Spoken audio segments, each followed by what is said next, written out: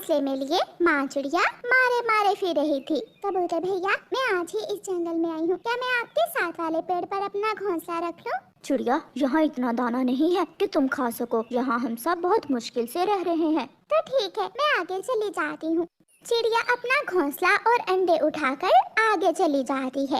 एक सुरक्षित पेड़ देखकर चिड़िया अपना घोंसला रखती है। अभी चिड़िया बैठी ही थी कि वहाँ गोरी कौवी और कालू कौवा आ जाते हैं। हाँ हाँ चिड़िया, यहाँ तुम क्या करने वाली हो? कौवे और कौवी, मैं अपना घोंसला इस पेड़ पर बनाकर यहाँ रहना चाहती हूँ। ना ना चिड़िया, ये पेड़ और ये जंगल हमारा है। अगर तुम यहाँ रहोगी तो तुम दाना भी खाओगी, ऐसे दाना खत्म हो जाएगा। हम किसी अजनबी पक्षी को अपने जंगल में नहीं रहने देते। चिड़िया, तुम यहाँ से चली जाओ, वरना हम तुम्हें धक्के मार मार कर यहाँ से निकाल देंगे। चिड़िया बेचारी डर जाती है और अपना घोंसला उठाकर वहाँ से चली जाती है। शाम हो गई थी। चिड़िया रात से डर रही थी। चिड़िया को एक घर नजर आता है। छोटी चिड़िया उस घर के दरवाजे पर दस्तक देती है। अंदर से तोता बाहर निकलता है। चिड़िया, बताओ किससे मिलना है? तोते भैया, मैं आज ही इस जंगल में आई थी। कोई भी पक्षी मुझे इस जंगल में रहने नहीं दे रहा। आप आज की रात मुझे अपने घर में रख ले, मैं कल सुबह यहाँ से चली जाऊंगी। थोड़ा सोचने के बाद तोता चिड़िया से कहता है, चिड़िया, यहाँ के पक्षी बहुत खुदगर्ज हैं, वो तुम्हें यहाँ नहीं रहने देंगे, लेकिन तुम आज की रात मेरे घर में रुक सकती हो, किसी को पता न चले, इसलिए तुम सुबह सवेरे ही यहाँ से चली जाना। ठीक है तोते भैया, मैं कल मुँह अंधेरे ही यहाँ से चली जाऊंगी। चिड़िया तोते के घर में चली जाती है। वो अपना घोंसला एक कोने में रखकर आराम से बैठ जाती है। चिड़िया रानी, तुम भूखी होगी, लो ये दाना खा लो। चिड़िया तोते से दाना लेकर खाती है और सो जाती है। अभी सूरज निकला ही था कि कौवा और कौवी तोते के दरवाजे पर जोर जोर से दस्तक देते हैं। कौवे कौवे, क्या हुआ है? क्या मेरा दरवाजा तोड़ दोगे?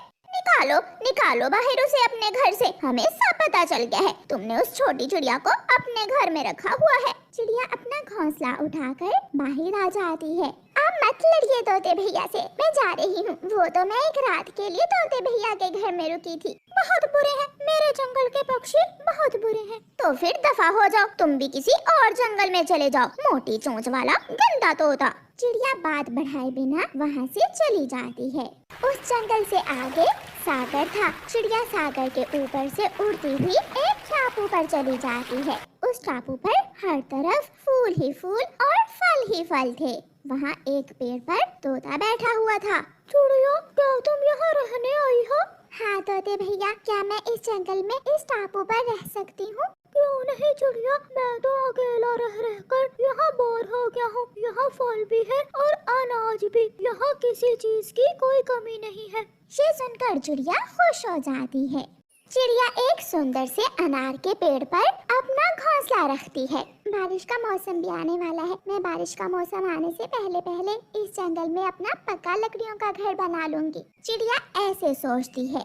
दिन गुजरते के मौसम एक जैसा नहीं रहता और फिर कौवे और कौवी के जंगल में सूखा झलने लगता है। सब पेड़ पौधों पर फल खत्म हो जाते हैं।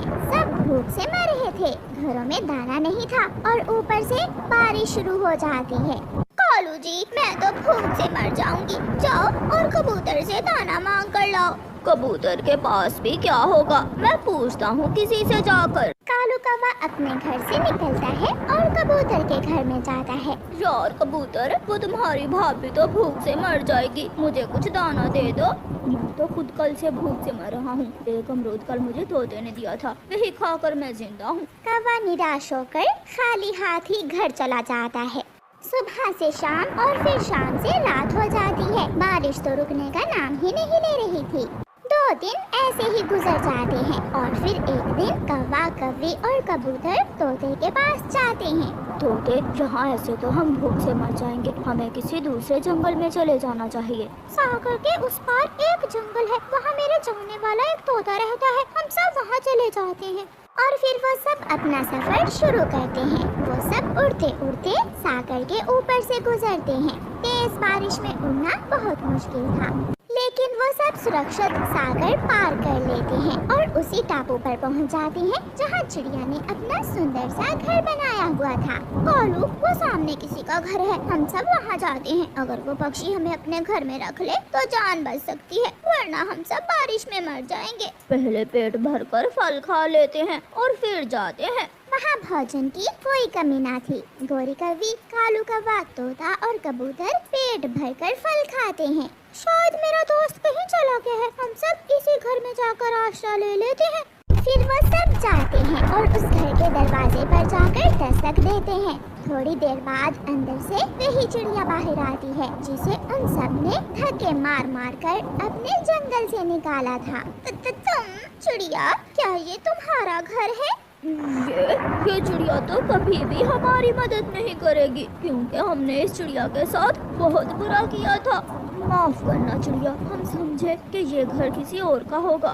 दोस्तों, चिंता ना करें, मैं आपकी मदद जरूर करूंगी। अगर आपने मेरे साथ बुरा किया था तो इसका ये मतलब नहीं कि मैं भी आपके साथ बुरा ही करूंगी। आप सब अंदर आ जाइए।